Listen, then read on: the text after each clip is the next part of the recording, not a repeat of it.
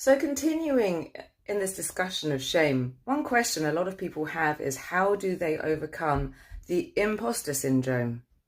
The thing is, shame wants us feeling unworthy. Shame wants us feeling as if we are bad and that it's not about our performance may slip up and there may be things about it that basically might be bad that we then could have room to improve on.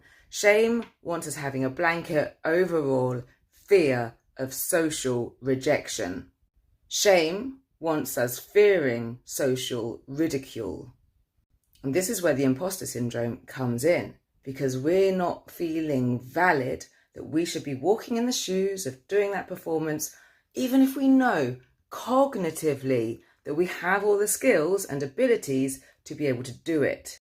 Shame wants us scared of disconnection. So this is why, as mentioned before, knowing your inherent personal values, you can then use humility to judge your own performance. You don't need to rely on other people to make judgment for you.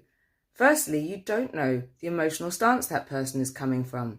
They may be emotionally insecure. They may be emotionally immature.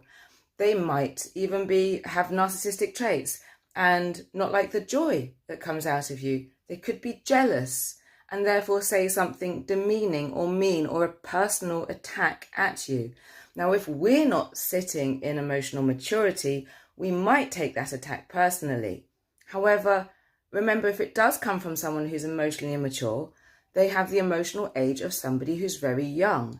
And if a 3-year-old came to you and said, you look silly because your hair is frizzy or because, I don't know, whatever, your eyebrows aren't even or something really, really stupid, or just not even stupid, but irrelevant and it's not about the truth of the reality of what's happening, then you're not going to take that seriously. If that person turned around to you and said, you are a milk bottle, you're not going to take that personally.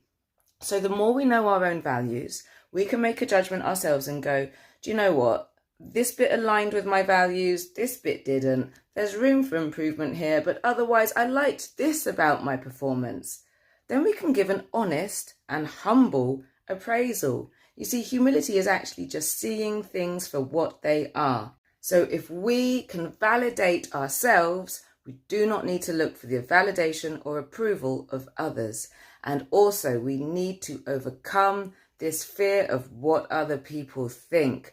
Do you know what? Most of the time, they don't really care that much, not like you think they do.